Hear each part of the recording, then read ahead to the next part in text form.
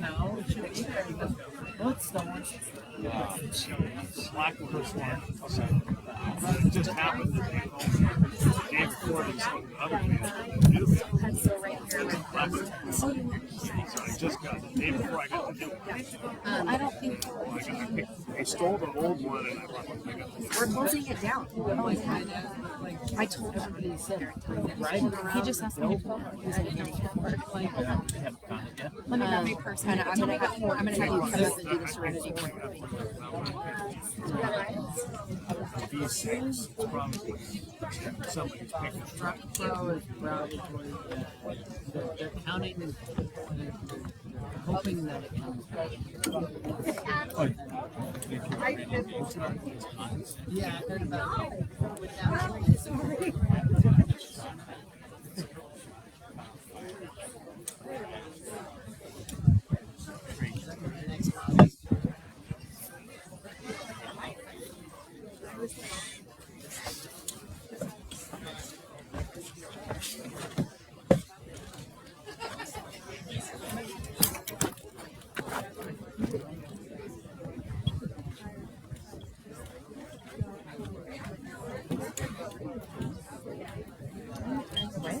No. I think we just set it like that.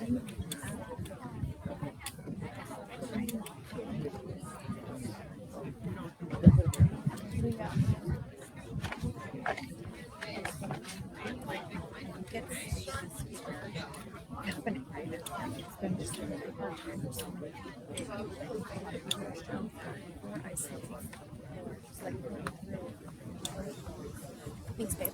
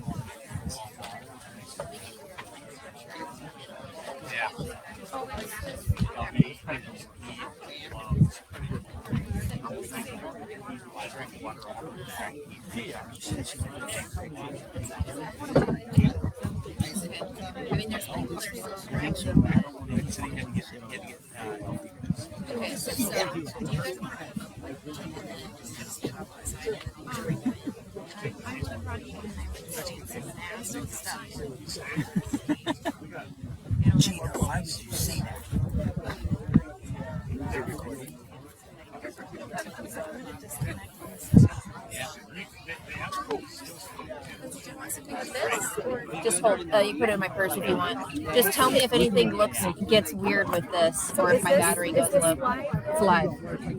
Go sit on the baseline. Right. Okay.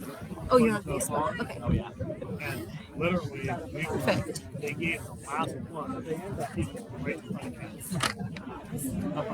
I kid you not.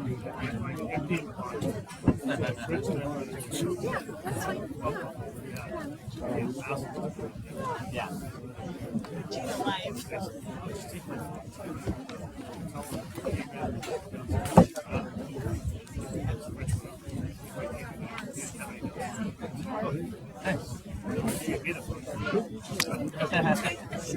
Hey.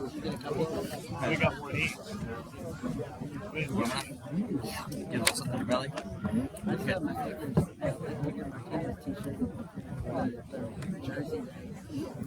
I want to write like I saw, did you get that I always the one in your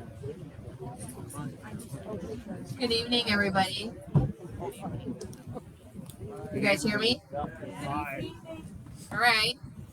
Well, welcome to the 7th annual A Night to Remember, A Time to Act Candlelit Vigil and Resource Fair.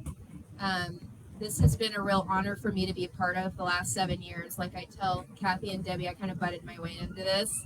I really wanted to support what they were doing. Hope Soldiers had previously done overdose awareness events, and then when they started, I was just like, I gotta support them and amplify their voices. These are two moms on a mission, and they really impressed me, and I wanted to help them keep their sons' memories alive.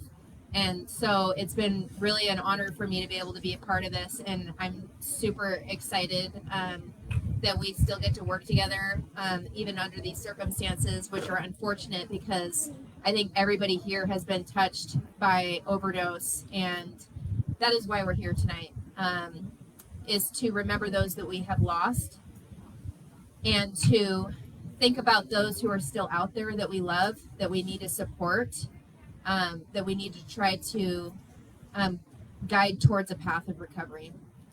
So I wanted to start by thanking all of our resources that are here tonight. We actually have 30 resources here, so thank you to all of our resources that are here.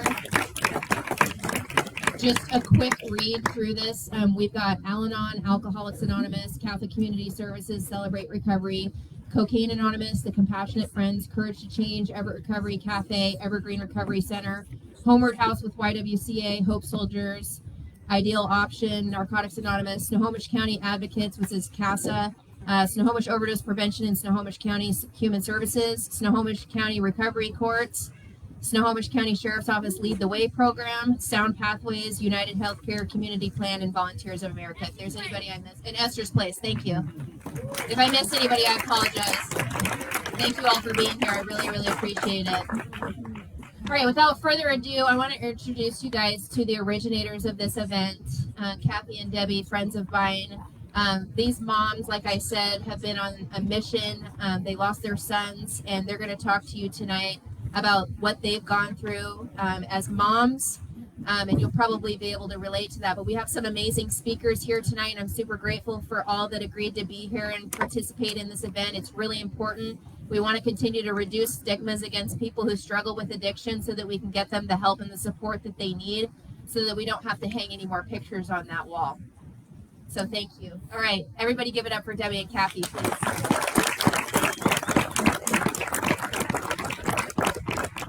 Okay, thank you, Lindsay. And I just want to say a few things about Lindsay, too, that she has done such an incredible job with her nonprofit, Hope Soldiers. She has helped over 25 people get into recovery just since this year. So that is, I'd say, pretty incredible, especially for such a young gal, like I always tell her. Probably half my age, but anyway, thank you for being here. And the wind is definitely blowing tonight, so but no rain, so we're thankful for that. After the overdose and death of our son in 2020, I have a picture of him here tonight. We began to hear stories relating to the rising opioid epidemic in Snohomish County and all over the country. And the majority of the focus seemed to be on the negative aspects of addiction. So we wanted to focus on changing the stigma and shame by telling stories to put a face to those loved ones lost to an overdose. So a night to remember, a time to act was started to coincide with International Overdose Day. Tonight is about remembering those we've lost as well as those struggling still today. But it's also about action and hope. As with most opioid users, there were years of challenges for Spencer and our family that led to his death. One of our biggest hurdles was trying to find resources and medical help. It was a very challenging task at that time. As parents, we were very scared and alone. So once again, I want to thank the 30 resource people that were here tonight. It was just incredible. I think it's a really valuable service for our community because Kathy and I both would have liked anyone to talk to, and we didn't know of anyone. So It's very valuable. And Lindsay read off all the names. We have brochures in a box up here in the front. So if you didn't get one, be sure and get one before you leave. And give them a call if you need any assistance. So now, 11 years later, since our son passed, and there's still a lot to do to gain control of this epidemic. The drug of choice has changed to fentanyl, a cheap synthetic drug that is made to look like a prescription drug that can be purchased and delivered within minutes over social media. It's now a low stigma way to self-medicate, but leads to death much faster. One pill may be your last. We are so happy to have the Everett Public Schools here tonight involved in our vigil, and to speak on the challenges they have in regards to drug use and mental health issues with their student population. Studies say that only 1/3 of our teenagers are aware of how dangerous fentanyl is, and they rate it about the same risk as cigarettes. This leads to a risk when perception of harm can be a very powerful protective factor that can ultimately lead to death. Overdose affects everyone from grieving families to spontaneous first responders. The impacts of overdose are far-reaching and far indiscriminately. Our hope tonight is that we are able to raise awareness of overdose and reduce stigma of drug-related death. So we do this in the memory of our children, and mine is Spencer George Warfield, our son and brother to Paige, and all these beautiful souls here tonight. So thank you.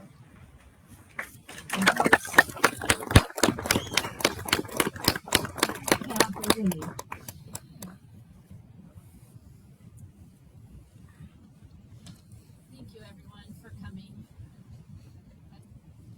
It always gets me a little bit. Each year, I think it's going to get better, and sometimes it does, and sometimes it doesn't. As Debbie said, I'm Kathy Lee, and I lost our son, Corey Lee, to an overdose nearly 8 years ago, December 2015. This is my son. Corey's story, unfortunately, was not unique, and like many of you, your loved ones' stories, he never intentionally wanted to be a substance abuser, addict, let alone die of an overdose. Everyone, including professionals and even himself, believed that he did not fit the stereotypical profile. He was not and never would become a substance abuser or an addict. We believed that this stereotype was why he did not get the help he so desperately needed and wanted. When Corey passed away, this epidemic was not talked about like it is today, and there was limited help available for families that did not fit that profile of addiction. Out of shame, perceived failure of character, and parenting, we quietly navigated his addiction with very little support. It was not until his overdose, eventual death, that his story was made public. That was when we knew this could no longer be a secret to battle alone. Only a few months into our devastating grief, I met Debbie and began a friendship out of circumstance and later advocacy. Our need to change the negative stereotype of addiction, honor our children, showcase resources, and prevent others from the devastating heartbreak that we went through is what eventually sparked our idea to host the first International Overdose Awareness Candlelight Vigil and Resource Fair 7 years ago. Fast forward to tonight, and we can irrevocably say that we have made progress in some areas since that first vigil in 2017. We have life-saving medications like Narcan, new behavioral health facilities, and are debunking stereotypes. But we still have a long way to go to reverse the growing trend destroying our families and communities. Tonight we will light candles to remember those lost, those struggling, and those supporting loved ones. We will also hear from elected officials and individuals who have ideas and plans to eradicate this debilitating social disease and give us hope in the coming years. Thank you for taking the time to hear what they are doing.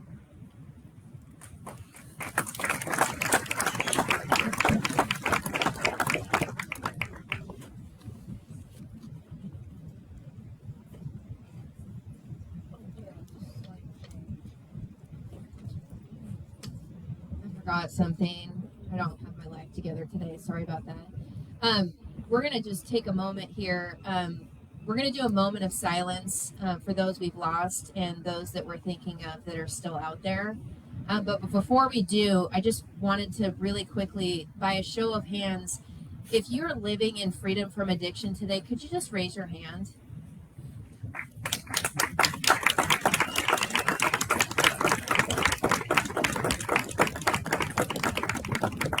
Thank you for being here, and thank you for carrying a message of hope. There is somebody that needs to see that because you made it, so can they. So we're going to do a moment of silence followed by the Serenity Prayer. Melissa? All right.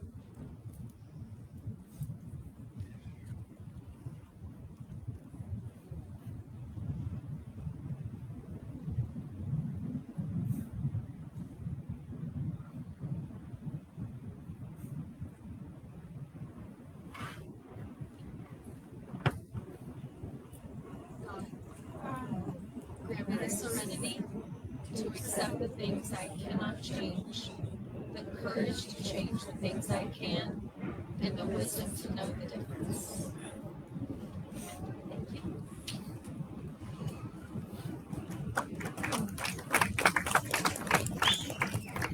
Okay, on with the show. Our first speaker tonight has provided unwavering support of our event the last several years. He has personally been touched by addiction in his own family and has experienced firsthand the gaps in the system. We are excited to hear his plan for moving forward and combating this epidemic head on, as well as hearing his personal story. Please welcome Snohomish County Executive Dave Summers. Woo! Go Dave!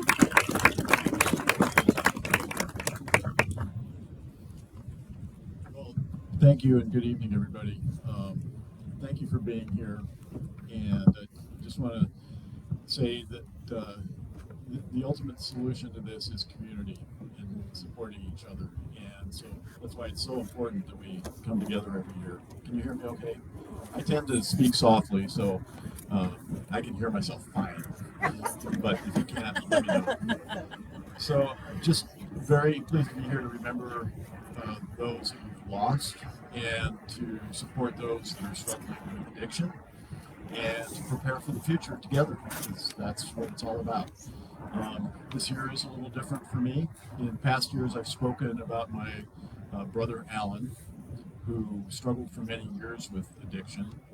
About 10 years ago, really got himself clean, even weaned himself off of methadone. Wanted to be clean, and earlier this year, he called me on my birthday, which was March 8th. He lived in Seattle, and we talked, and I talked to him 2 days later again, and a week later, he was dead from fentanyl. And he was my kid brother. He's 10 years younger than I am, and was an amazing guy, just like all these people were amazing people. You could see it in their eyes, you could see it in their faces, and you know them personally. They were good people who got caught up with a very bad thing. With Alan, what I attributed to was when I was growing up, he was 10 years younger, And as he was born into our family, my mother was descending into a horrible alcoholism. And frankly, life, even when I was there, but I was growing up more, was hell during the weeks, and weekends were even worse, and holidays were absolutely worse. And some of you may know what that's all about. But I was old enough, and I had been formed, and then I went off to college. Alan grew up in that, and it affected him his whole life. He was very smart, very talented, worked hard, but he beat himself up all the time. And if you've been subject to sort of mental abuse, you know the pain that you inflict on yourself, and that's really because of the trauma you've experienced. But he struggled and got himself clean for quite a long time. But you know, addiction, and those of you that are struggling with it and have, my hat is off to you. There is nothing harder that a human being has to do than face and overcome everyday addiction. So I tip my hat to you because it's really literally the hardest thing. And people say, well, well, how many people can't just don't it? And you take the drugs we have today, they're incredibly addictive and they're getting worse. So again, my heart's out to you and my hat is off to you. A few things we're doing. As you know, we're starting to receive opioid settlement dollars coming down from the federal level. There was a national litigation against the drug companies, and those dollars are starting to flow in. We've activated our emergency management system, which we normally use for earthquakes and fires and floods, to be the guiding structure to bring agencies, people together. It's not just county, it's our sheriff's office, our human services, but also our nonprofits, our private individuals, our cities and towns and police departments. We need all hands on deck to work together and build a system that is accessible to families and people, is out there and is coordinated just like we would be for responding to a natural disaster. This is a disaster. It's a rolling disaster, and it's not going anywhere fast. In fact, it's gotten worse over the years. We are now in Snohomish County losing about a person a day to drugs. In King County, it's 2 people a day. So it's a problem that has grown. The availability and inexpensive drugs that are there are making it tough. So some of the early things we're doing, we've gotten everybody to agree on what our priorities are. We're working to identify who's going to do what exactly. We've been doing a lot of stuff, but we're trying to get better every day. And some of the things that we're funding early on, we're going to be getting funding out to all the service providers. Many of them here have the booths and tables, people doing work in this space that know what needs to be done. So getting them funding. Second thing we're going to be doing, and we've begun this, is talking with school districts to get education programs into the schools, because these days kids are faced with drugs and choices every day, and it's part of life and reality, and you've got to get to kids early and let them know the dangers, the risks, and help them make good choices. So early childhood education is going to be a big part of our plan, and we're working on a mobile. Couldn't hear me, so somebody turned up the that's what I'm telling you. Mobile medical treatment facility. We have fixed facilities. We need more, but we also need a mobile facility to be able to plug gaps and respond throughout the county. So those are some of the kind of early actions. The county has purchased with federal dollars 2 motels, one in Edmonds, so that we can have shelter to get people off the street right now. And at those facilities, they'll be provided with wraparound services to help them, whether it's chemical dependency, pain, mental health issues, whatever it is they need. And every individual is different. Get them both first shelter and then services to help them. So these dollars are going to be rolling in. We're also pushing hard on the state to beef up their mental health system. It's fallen into disrepair. Yes. Yes. They have a responsibility, and frankly, over the last few decades, the system that was in place, it had a lot to be desired, but it's fallen apart, and it really needs to be re-stitched back together because we need that help. And this problem is everywhere. It's not just Snohomish County. It's not just in the cities. I live out in the sticks. It's everywhere. And so the state has a responsibility to help us, and the federal government also. It's a national problem. It's really everywhere in the county or everywhere in the country. So those are some of the things we're working on. I've heard a call for sort of a unified response like we had for the COVID pandemic. I agree with that. Everybody needs to be on deck. We need to be coordinated. We need to be talking, and that's the only way we're going to be more effective. I have a resolution, then I'll shut up.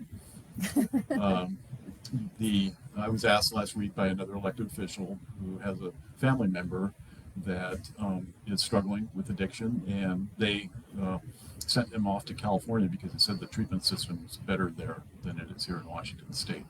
And I don't know if that's true or not, but probably. But in trying to think, what can we take out of this? And at the end of the day, it's what you're doing here today. It's supporting each other. It's loving your family members and these good people. It's supporting everybody that's struggling with addiction today, knowing they're good people and they need help. They're struggling with the most difficult thing anybody can ever do. And at the end of the day, it's that support and it's this community that really is the best weapon we have against addiction. So in order to even strengthen that and bring more people, we've got to work on the stigma. And that's why I want to tell Alan's story, my story, in all of your stories, because this affects everybody, can affect everybody and anybody, and we all need to be pulling together on this. So that's the best advice I have. Thank you for supporting each other and being here, and thank you guys so much for putting this together every year. So I do have a resolution. They always feel a little silly, but so this is a proclamation recognizing August 31st, 2023 as Overdose Awareness Day in Snohomish County. And whereas over the last 3.5 years, we have been duly challenged by a pandemic and epidemic, COVID-19 and substance use disorder. And whereas in 2022, fatal overdoses involving any drug increased by 11%, and fatal opioid-related overdoses also increased by 11%. That's in 1 year. Whereas a significant factor for these increases is fentanyl, which was involved in 72% of all fatal drug overdoses in 2022. Whereas during the same period in 2022, 856 people were saved by first responders using naloxone in Snohomish County.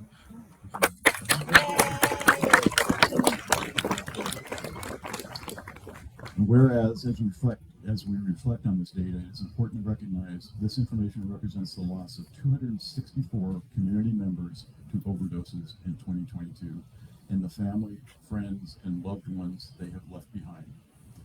Whereas Snohomish County recognizes the severity of this epidemic and remains committed to supporting prevention and intervention services, raising awareness, creating opportunities for dialogue in our community, reducing stigma, and educating community members about addiction and overdose prevention.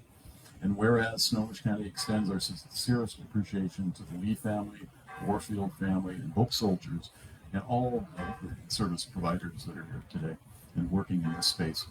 Thank them for their tireless advocacy, commitment to raising awareness, and efforts to reduce overdose-related deaths in our community.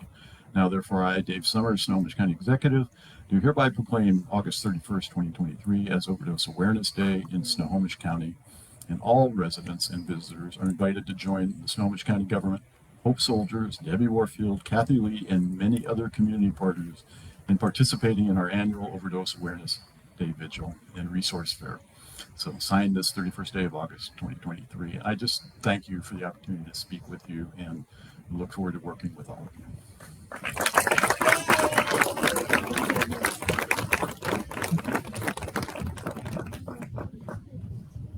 Thank you so much, Dave. We just appreciate your tireless and endless support of our efforts to continue to bring awareness and for partnering with us every year.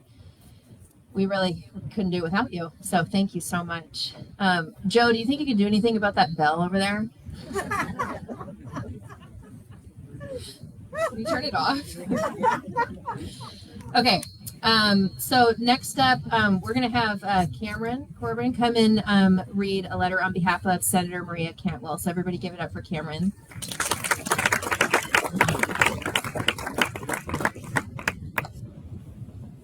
Good evening, everybody. My name is Cameron. I'm Senator Maria Cantwell's Northwest Washington Outreach Director. I'm based here locally in Everett.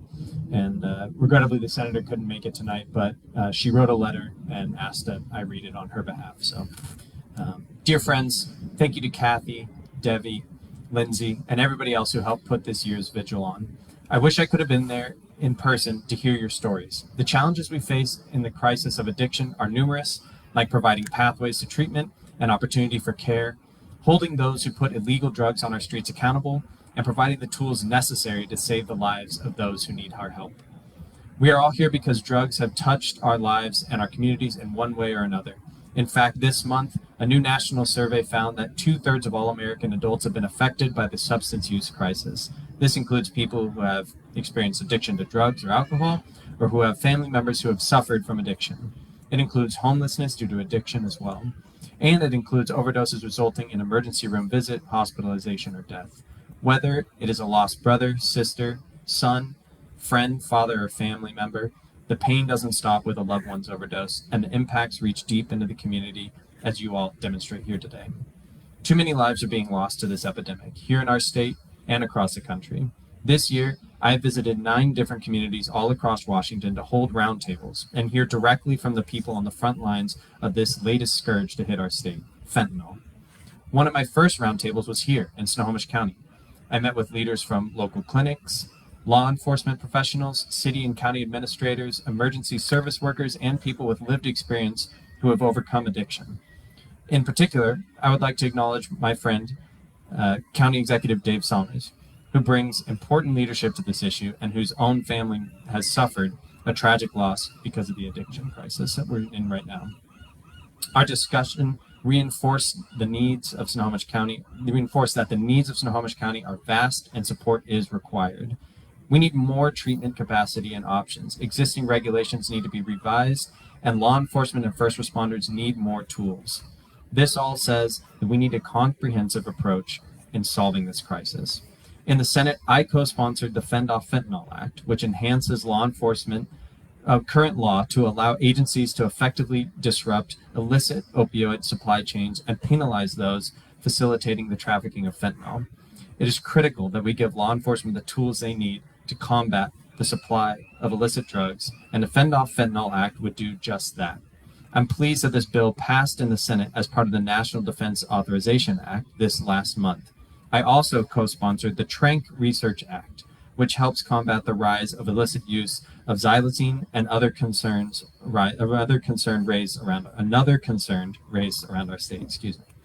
In addition, I'm working on scaling innovations like the Health Engagement Hub treatment model that started here in Washington State at the federal level. I'm examining existing laws and regulations to determine if they meet the challenges of the opioid and fentanyl crisis. I'm also working with my colleagues in the House of Representatives, Congressman Adam Smith, to introduce the 911 Community Crisis Responders Act in the Senate. This bill would create a grant program to create and expand more first responder mobile health units. It is important to reduce the stigma of addiction. Events like this one that provide the opportunity to hear from those facing challenges are critical to furthering the dialogue and addressing ongoing issues of addiction. I look forward to being part of that conversation in the Senate and bringing the viewpoints of Snohomish County and Washington State to the other Washington to continue the work needed to find solutions. Thank you, everybody.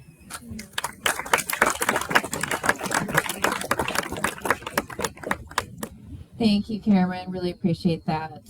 It's really good to be informed, and as citizens and voters, it's important that we stay in touch with the issues that relate to us. A lot of people aren't into politics and, they're not into policies, but this in particular is something that we should watch and be paying attention to, and we want to, as voters, be diligent. It's our civic duty. So next up, I want to introduce Chairwoman Govan from the Tulalip tribes. I'm super thankful to have her here with us today.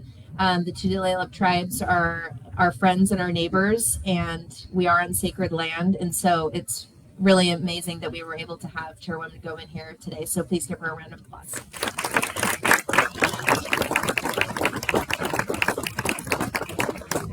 Thank you.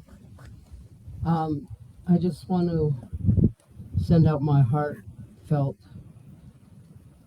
sympathy for everybody who's gone through loss. We know what it's like. In 2017, well, first, Shehelalos Sidsta. Shehelalos is my tribal name. Terry Govan's my English name, and I'm the elected tribal chair of the tribe.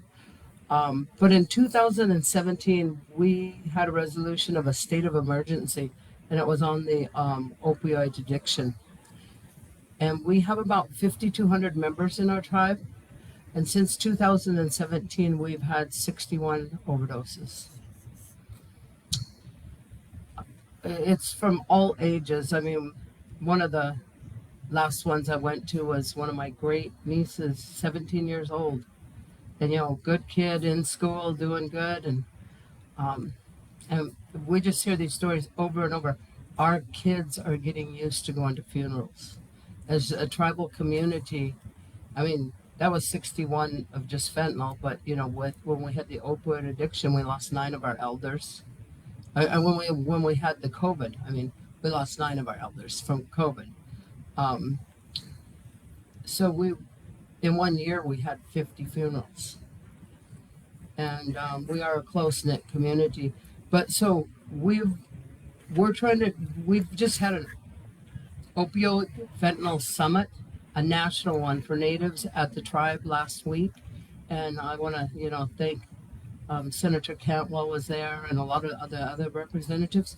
But we're trying to do this, you know, it's a multifaceted challenge that we have to hit it from every single way.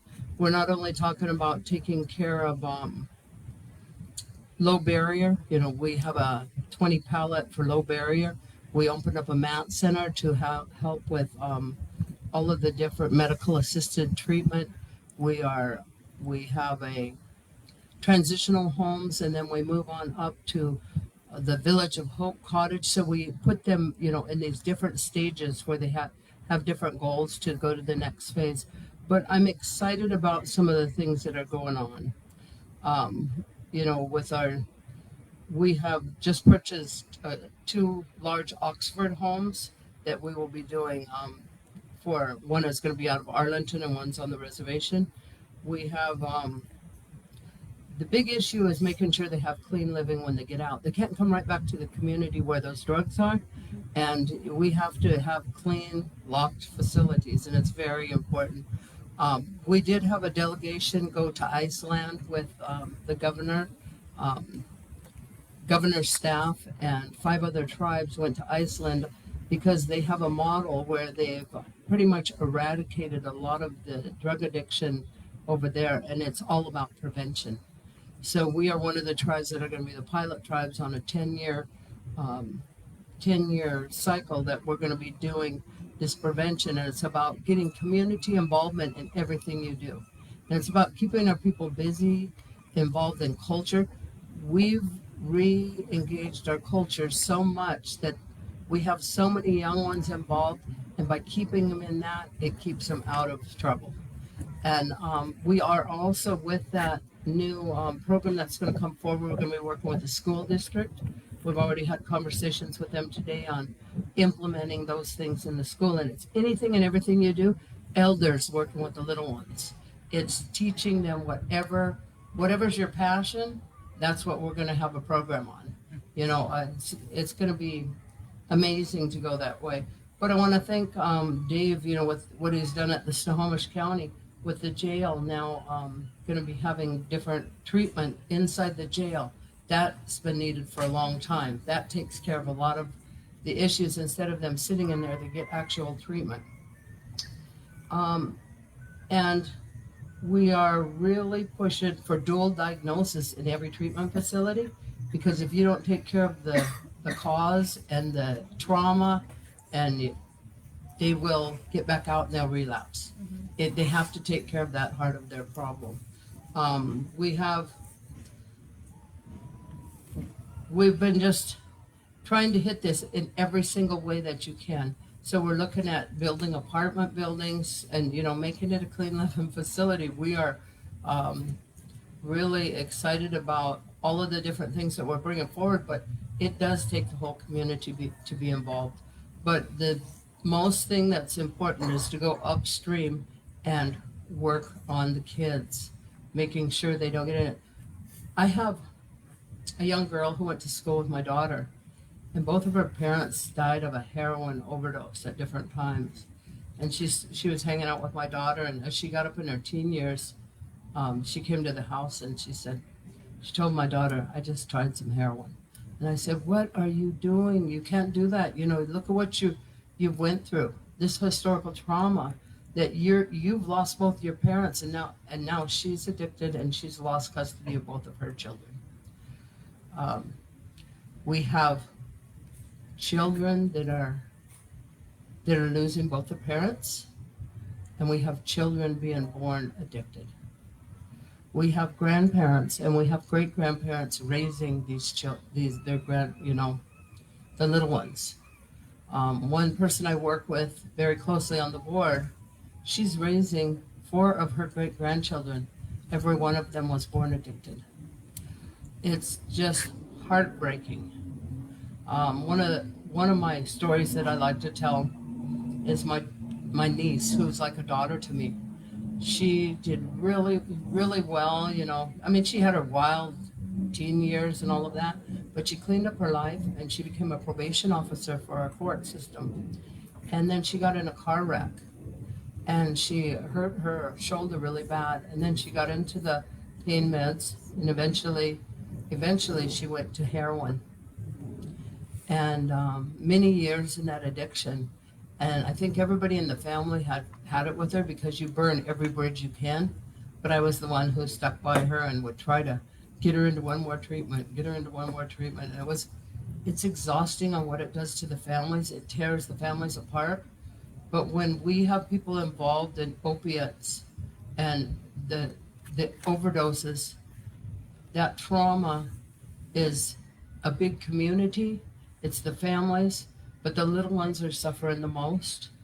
But it's not right that it's getting so common that it's it's at least twice a month. It seems like we have an overdose, and that's not counting all the ones that use the Narcan who are saved. And now with that tranq, when they can't even bring them back from that, and when they're using multiple, it's really scary. But so the part of my niece who was a probation officer, and then she got clean again. And that's one thing that is really strategic in helping people get clean, is the peer groups, the ones that used to be users, because they know what it's like. So she got clean again, and I got to be at her first year when she was clean. And they, all these people get up to get in and talk about her, and they go, "You used to be my probation officer." It was pretty good. But anyways, she has the heart and the passion to go out there. She's the one working the streets, trying to bring people back in. They're getting people into treatment all the time. And the tribe is, with our people, we had one guy that I was just surprised, because I seen him at his brother's funeral about 3 months ago. And he was clean and sober. And this family had a lot of addiction in the family. And the next month, he overdosed. And then I heard that he had been to treatment 14 times. He never got the dual diagnosis treatment. You can't just treat the addiction. You have to treat the health of the historical trauma. The trauma, if you don't get that done, that's what happens. It's a relapse. But I want to thank each and every one of you. It's so heartwarming to see, because this will continually go on, because these people will stay alive in your memories. And they aren't bad people. They're just people who, one situation or another went that way, and they didn't want to die. That was not it's just so sad, and I'm so sorry that we have to be here, but this is an epidemic that's going throughout the nation, and we have to stop it now. And I just want to thank you for giving me this time to talk to you. Chikwitsi.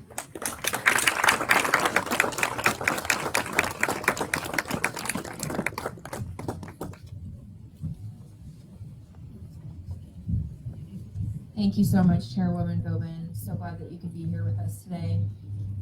And she's right.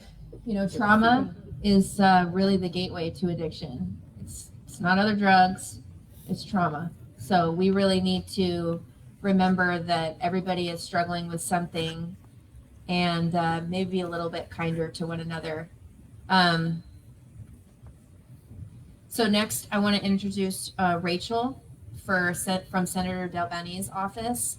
She's going to be reading a letter from her as well. So please welcome Rachel.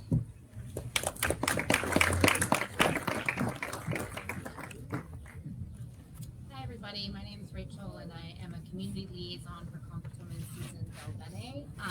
She was unfortunately not able to be here, but I have a letter from her. But before I begin that, I did want to make you all aware of a project that the Congresswoman funded last fiscal year, and that is the mobile mental health clinic that is now serving Sky Valley communities.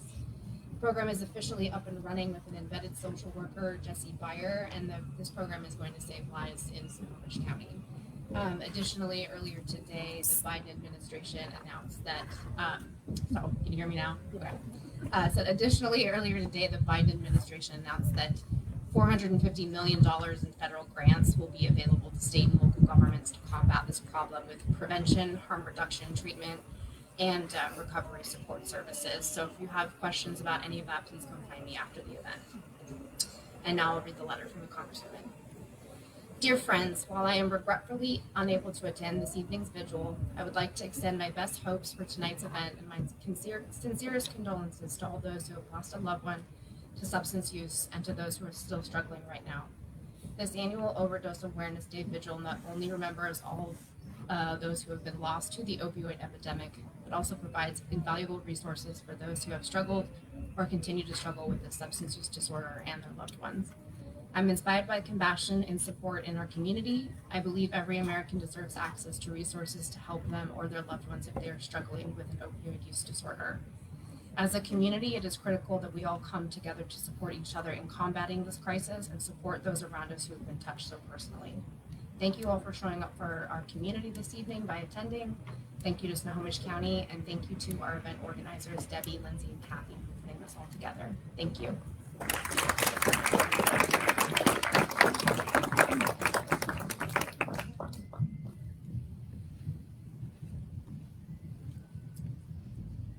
Okay, now I'd like to invite Representative Lauren Davis up to the stage. She represents the 36th legislative district in Washington State, which includes Shoreline, Linwood, Northwest Seattle, South Edmonds, Mount Lake Terrace, and Woodland. She was the founding executive director and is the current strategy director of the Washington Recovery Alliance. Prior to serving in public office, Lauren led efforts to pass 2016's Ricky's Law, named after her best friend, which created an unprecedented crisis treatment system for youth and adults with life-threatening addiction. So, welcome Lauren up here.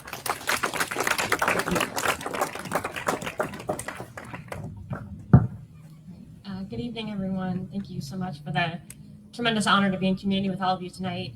Before I begin, I just want to acknowledge a couple other elected colleagues of mine that I've seen, and there are probably others who I didn't see, so I apologize. But Senator June Robinson is floating around here somewhere, and Snohomish County Council Member Megan Dunn, who I just saw right up there, and then two folks from one of the cities I have the privilege to represent in South Snohomish County in Linwood. Our Mayor of Linwood, Christine Frizzell, is floating around here somewhere, and Council Member George Hurst to her right, or her left. Thank you for being here. I've attended and spoken at many Overdose Awareness Day events over the years. I've worked in the addiction field for over a decade, and it's always been incredibly important to me to take time each year to remember such profound losses and to honor such precious memories. I'd show up to these events every year to hold a trembling hand, to hug a grieving mom, to light a candle, to pay respects. I was fortunate that I had no photo to add to the annual memorial display.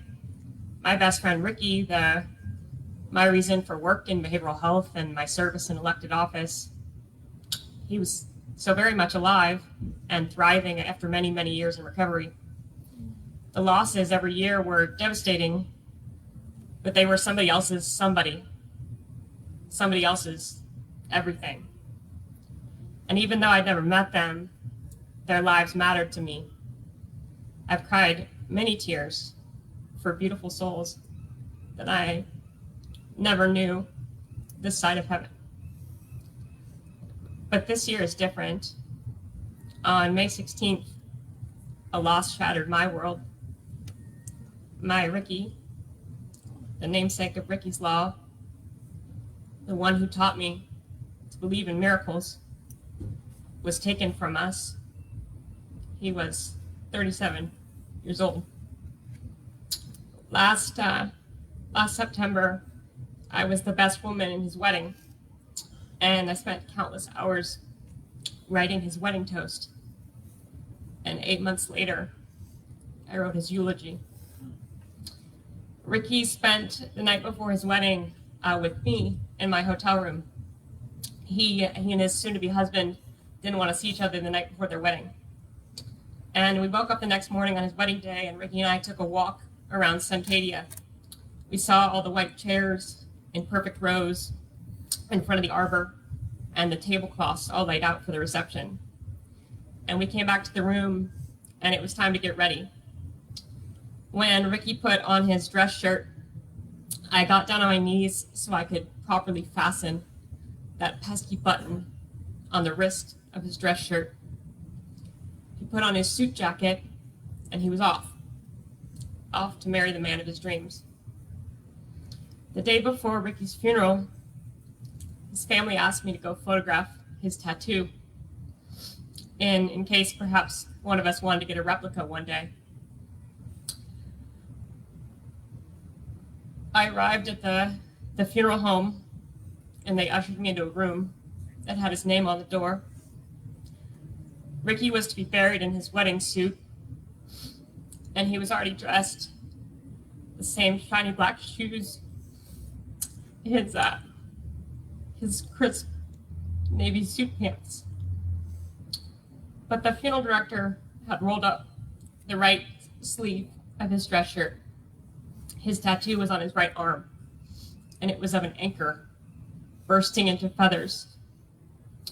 When I finished photographing my sweet boy's arm, I rolled down that same white dress shirt, and I got down on my knees, and I buttoned that pesky button on his wrist. I cupped his hand in my own, the same hand that I had held so many times in the ICUs and emergency departments 12 years earlier. And I told him goodbye. At no point ever, even in his worst moment, was there not a part of Ricky who wanted to get better. He deeply desired to reclaim the life he had built. Sure, there were moments when painful circumstances in his life outweighed his capacity to cope, and that tipping of the scale led to a relapse. But there was always a part of him that was desperately trying. 2 months before his death, Ricky was kicked out of inpatient treatment for a ludicrous reason. Afterwards, he called everywhere, trying to get into a different treatment center. It was in March, in March during the legislative session, and he called me in Olympia, and he was crying and said, "I want to get help. Why is it so hard?" So I connected him with a different treatment center. They agreed to accept him, but then his insurance told him that because he'd been sober for 2 weeks, he no longer qualified for residential treatment, and predictably, he relapsed. Ricky fought for his recovery until his very last breath. He was in treatment when he died. During the upcoming legislative session, I intend to sponsor legislation limiting the circumstances in which a person can be involuntarily discharged from treatment and disallowing insurance carriers from denying care due to arbitrary lengths of sobriety, as opposed.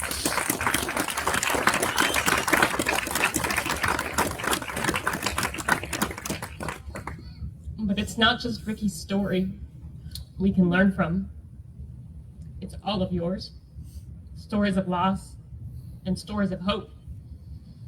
Every single one of my elected colleagues at all levels of government, but to speak about the legislature, regardless of political party, every single one of them has such a sincere and abiding desire to improve behavioral health in our state.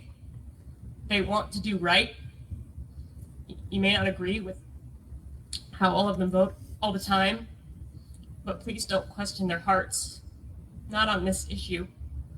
Their families have been torn apart by this disease, too. People don't know what they don't know, and people are afraid of what they don't understand. When elected officials know better, they do better. And that part is on us to educate, to share our stories, to show them our wounds, and help people empowered to learn from them. Today, on August 31st, we grieve, we mourn, we cry hot, angry tears. But tomorrow, we fight. Tomorrow is the commencement of National Recovery Month. And despite the fact that I now walk around every day with a hole in my heart, I still believe in miracles. I still believe that the end of addiction is not jails, institutions, and death, that the end of addiction is recovery. I still believe that no one has fallen too far to recover. And I still believe that recovery is possible, even for the least of these, especially for the least of these.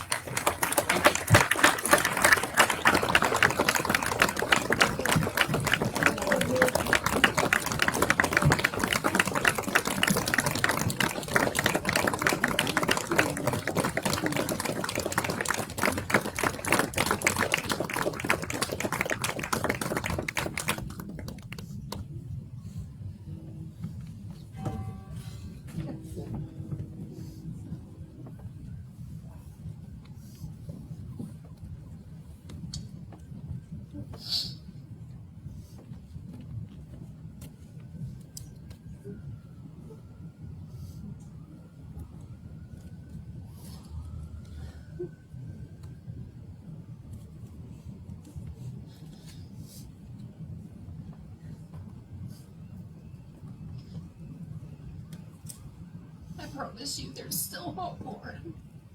I promise.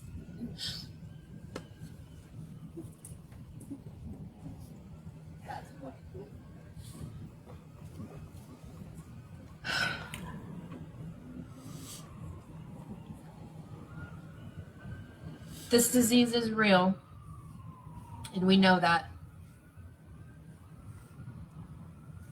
Some of us have firsthand experience, some of us have secondhand experience. But one thing I can tell you,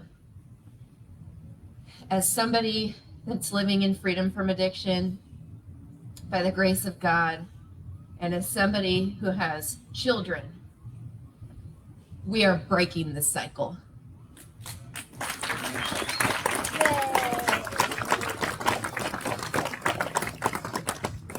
This is not going to be my children. This is not going to be any more of our children.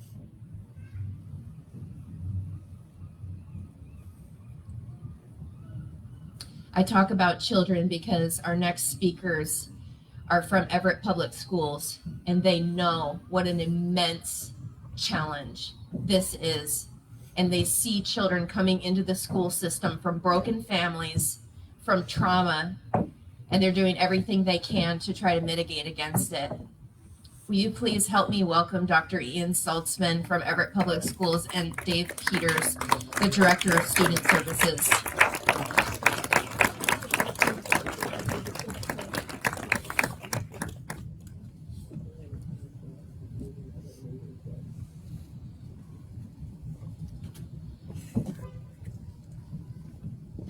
Let's certainly take a moment, okay? First of all, thank you for having us here this evening. There's no more pressing issues in our region than addiction. And tonight you heard already from many folks the impact it has on families and on all our kids in our community. You'd be hard pressed to find a family that's not been impacted one way or the other by this epidemic. As a school community, we see it as well. We see it as well. I want to share that with you. I want to be open with you about that, okay? Our primary purpose is to educate our students on this and to love our kids. And Executive Summers, what you said today, and ladies, to have us here tonight means so much. And to everybody that's out here, it takes a community, right? It takes a community. Usually I speak as a rah-rah, and this is not a night of rah-rah. This is how we all have to work together to solve this, okay? I brought Dave Peters with me tonight, who's our Director of Student Services. And I want you to hear from him because we care and we have to be aware, and we just got to unite to solve this. And I do believe that recovery will occur. We don't quit on recovery. We do not quit on recovery. So if it's okay with y'all, if I could turn over to Mr. Peters. And it is an honor to speak to you tonight, but most of all to be part of this with you. And from the school system, we need everybody together. Because we can. So I'm going to turn over to Mr. Peters right now.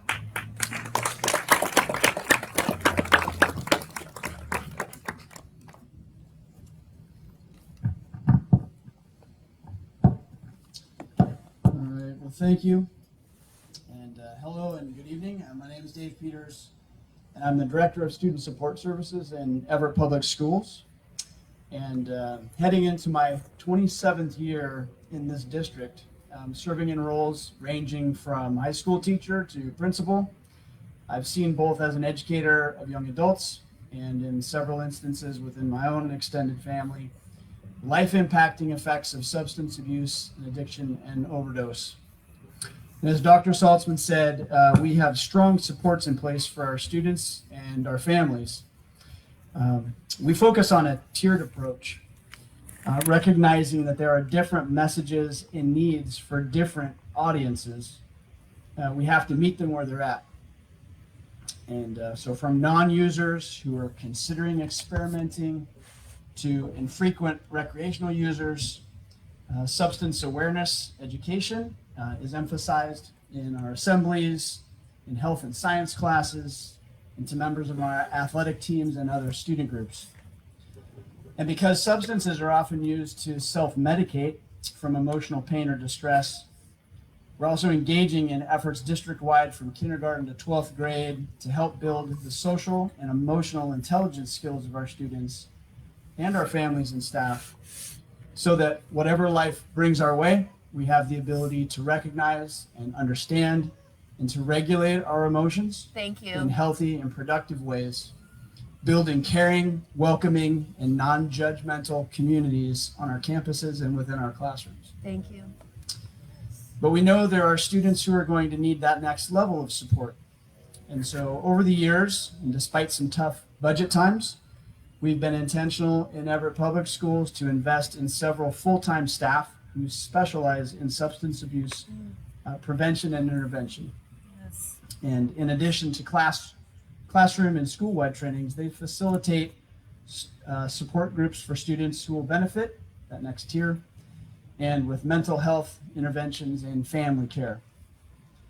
And they also provide levels of crisis intervention, because for the students in our schools who are already heavy users or addicted, they're likely at that point where further awareness education is not meeting their current needs, because even though they know about the consequences or even experiencing the consequences, they continue to use.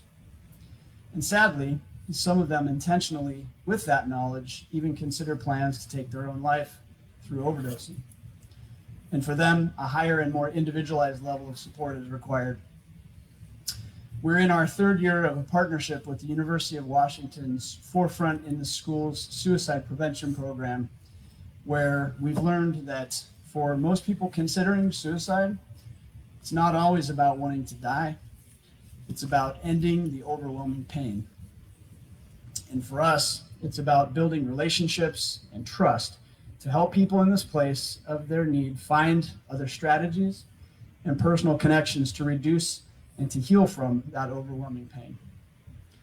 So no matter which level of need our students have in Everett Public Schools, it's about being intentional and about taking steps toward providing meaningful support rather than simply waiting to be approached. And it takes, as Dr. Saltzman said, a caring community and partners with shared goals to make a meaningful difference, which is why we truly appreciate this event and the opportunity to be invited to share with you this evening. So thank you.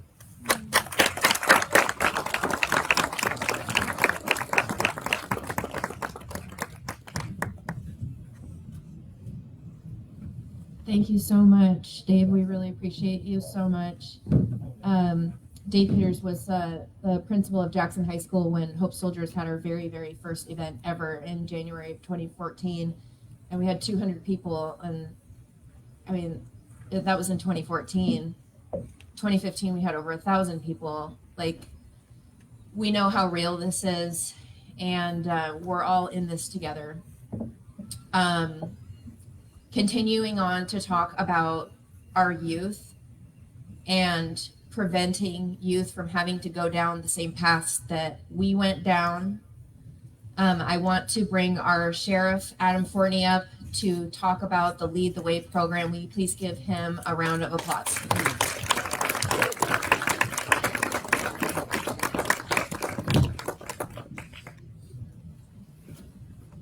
Thank you all for having me tonight. I really appreciate it, and thank you to Lindsay. My role is a little bit different than all the speakers and probably most of us that are here tonight. So I want to take just a brief second and kind of explain that. Lindsay asked me to be a speaker here last year, and before I was honored to accept, I had to say to Lindsay, "Are you sure? Yeah, you want me to come? I'm a police officer. Do you want me to come and speak to this group? I'll come and support." And she goes, "No, Adam." And this is the important part of that conversation. I remember it like it was yesterday. I don't know if you do or not. She told me, "Adam, you have one of the only prevention groups available for youth in Snohomish County. So in hopes that our youth will never go down this road, I need you here speaking." So when she asked me to come again this year, I said, absolutely, I can talk about our youth program all the time. I'm gonna talk a little bit about bigger picture real quick first though. And that is sometimes in my world, we are in the enforcement world, right or wrong, that's what we do. And sometimes the enforcement world, when it clashes with the world of recovery, it can almost be adversarial sometimes. It just can be, that's real. I think that's honest. It is my goal as the sheriff of Snohomish County to change that adversarial role. I want the police in Snohomish County to be an advocate to the world of recovery. That's where we should be. We need to change our own thinking with that, absolutely. So the next question I think for me probably would be, then what the heck are you doing, Adam? It's a good question, and I'm honored to be able to talk about it. And the Tulalip tribal member who spoke actually really hit home with me. She mentioned two things, prevention and community. Both of those go to the soul of what we are trying to do with the youth in Snohomish County and our Sheriff's Lead the Way program. We started it in 2021. We bring youth in from all over Snohomish County. I do not care if they've been in the juvenile justice system. I don't care if they're a pretty good kid. I don't care if they're involved in gangs or on a bad path. We want to bring them in and build a relationship with them, which I think goes exactly to community. We saw these kids as we came out of the COVID-19 pandemic and then into kind of reintegrating them into society. Community is huge in these kids. And some families in Snohomish County, not all, they don't have a family structure in place, or they just need a little bit of extra help. We bring them in. It's an 8-week program. We spend one night a week and one Saturday during the 2 months, and we build a relationship. I'm trying to break down the barriers between these uniforms and the youth in our community. And it's not perfect. I don't think there's a panacea out there when it comes to this, but I can tell you this, we've seen some success, and it's working. It's absolutely been fantastic, so much so that I had 2 of the kids that graduated from this program as speakers here on this stage last year that we did this program. Yeah, I'm very proud of that, actually. That's a good thing. So prevention, it's already been mentioned here a few times. I believe we are trying to change the narrative when it comes to the police and a world of recovery. One of the things that we have to do that's not a flashy subject to talk about, but we run the 3rd largest jail in the state of Washington just across the street. That's another area where we are trying to change the narrative. We want to be able to have programs within that facility for people who are addicted to substances, so they can, if they are willing to start that path, the path towards recovery. I believe it is our obligation in 2023 to make sure that that is available to them. And I can assure you of this: I've seen some providers that contract with the Snohomish County Sheriff's Office in this this audience today, and we are doing those things, and that's a good thing. Lindsay wanted me to mention one other thing, and that is, so when's the next program that we're doing, our next 2-month session? I'm trying to get it together in the fall. It's been a busy year for us, but we would have that next session, I'm thinking probably in November, and we'll start the next 8-week session. Look for it to be announced. It'll be announced on social media, and we, Leadership Snohomish County took us on this youth program as a project partner, and they just finished up in May of 2023 at their graduation. And one of the things that they helped us with was developing contacts within the school system all over Snohomish County. We want to be a resource to anyone in Snohomish County. There is no cost to our program. They come in and they kind of get to see, there's a lot, it's cop heavy, to be honest with you. There's uniforms in the room, but the cool thing is, by about week number 3 of our program, those barriers are gone. We're joking with these kids, and it's like we're not even wearing a uniform anymore. And I just have a hope someday that that helps that kid, and we're just planting little seeds of hope. We're getting them pointed in a positive direction, and a lot of kids in our society, they might not have just that little kick in the rear, forgive my language, that they might need to get them going in a positive direction, and that's what we're trying to do. So I got a booth up here. We're here to represent the youth in Snohomish County and what we are trying to bring them in the world of prevention. I thank you all for being here tonight and remembering. Thank you.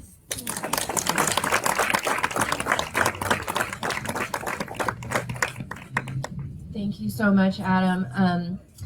So I promised a message of hope, and I'm really excited to introduce our final speaker, Dylan Hill.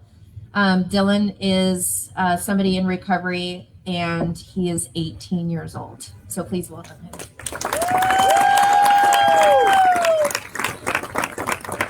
Hey guys. Hi. You guys can hear me good? Yes. Okay. All right. So I just want to start off by thanking Hope Soldiers and you guys for coming and showing up. And I just want to, I'm very grateful. And I also just, you know,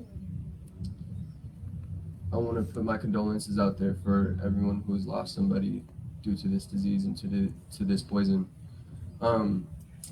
Yeah, so I'm a recovering addict, and I work a 12-step program, and I have the experience and I get to see people recover because of hope that I gave or hope that someone else gave, because I know that if I can do it, you guys can do it, and I know that if someone else can do it, then I can do it. You know what I mean? And I think, you know, I've grown up in a household with 2 addicts, you know, and my dad was really never there. My mom just took care of me, and it was really hard. And my mom became my best friend in a way. She used to help me get some drugs. She would use with me, and I thought it was like this wonderful thing where I got to, you know, get really close with my mom, and she was a cool mom. but it ruined our dynamic. She was like missing the other day, and she's been missing for like a month, and for me, like, I'm really spiritual, right? So I pray a lot, you know, and thank you to Jesus Christ for me and for, yeah, amen. But I pray every night, right? But this time I took a little bit longer to pray, and I prayed for my mom to text me, or prayed that she was okay, and you know, she texted me right after I was done praying, and to me that's crazy. Like, that's crazy. That's a God shot. And it's like she's sick. She's not a bad person trying to be good. She's a sick person trying to get well. And I'm still a sick person trying to get well. My addiction manifests in everything: cars, money, work. You know what I mean?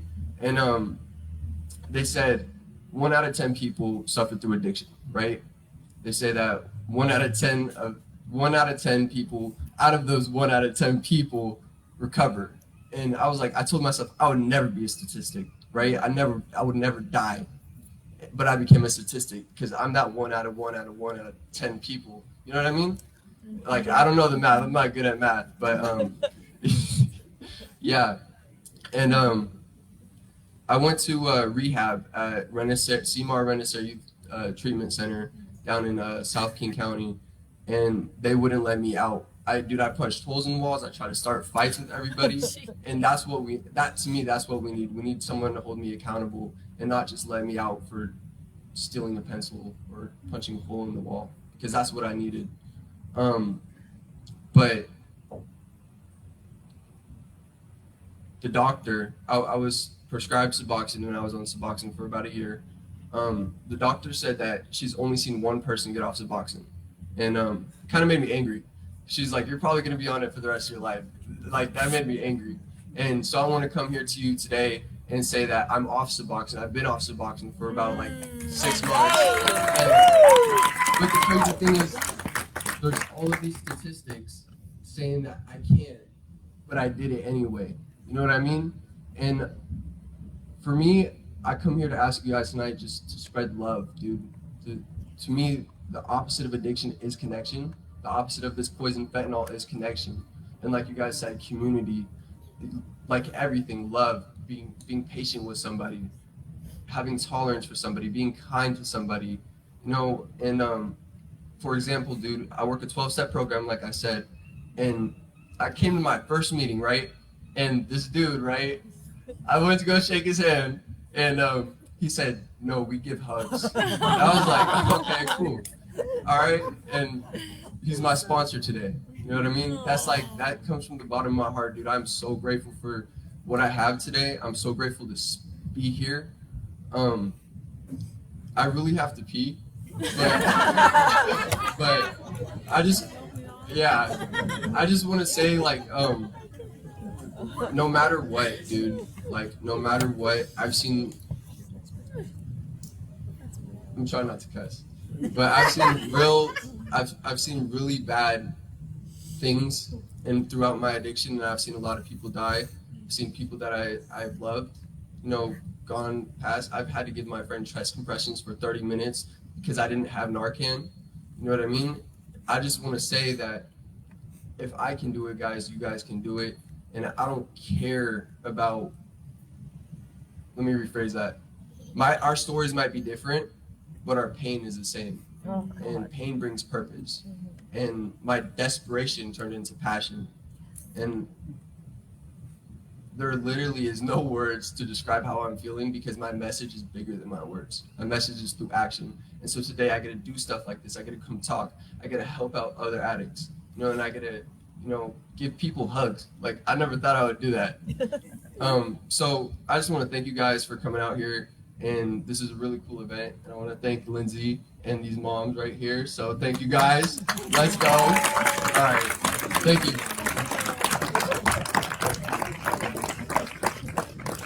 Okay, so Dylan forgot to mention, like, the most important reason why I even wanted him to speak. He did an awareness event at his high school by himself. And, like, He's my new son. I've adopted him. I decided. Can you just like mention how much clean time you have real quick? I have a year and a half next on the 17th.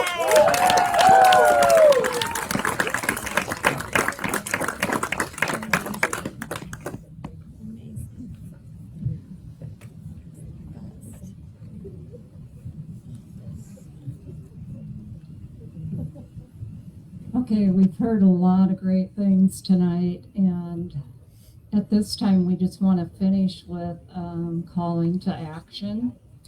And we named this event A Night to Remember, A Time to Act. We had a purpose for that. We hope that the people that came to this event would remember and give you some ideas of how you can help in our community. And definitely that's one thing that we heard a lot about tonight, that community is very important and we all need to be working together, and that's all the way up the chain to the federal government. So let's hope that we get some action, and next year we can really be talking about some positive changes. We heard some great stories about Spencer, Corey, Alan, and Ricky tonight.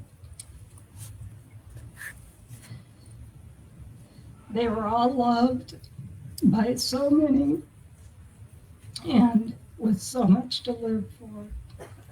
Each had a community rooting for them and offering them a helping hand.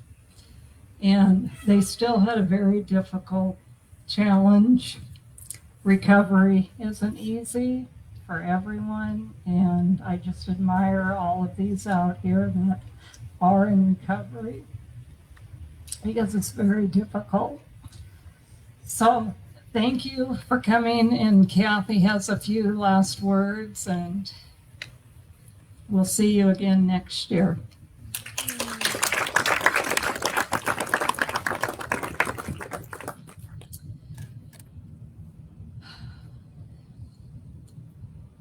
I want to thank each and every person that came out here tonight. Every time I do this, I'm nervous. I think about, is it going to make an impact? Is it going to be a good presentation? Who's going to be there? And every year it's outstanding. Thank you to all of our speakers that generously gave their time to be here tonight. We really appreciate all of you.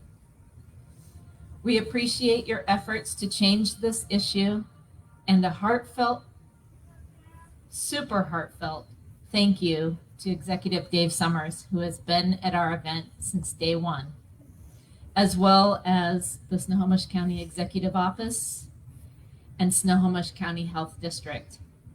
You have been our champions.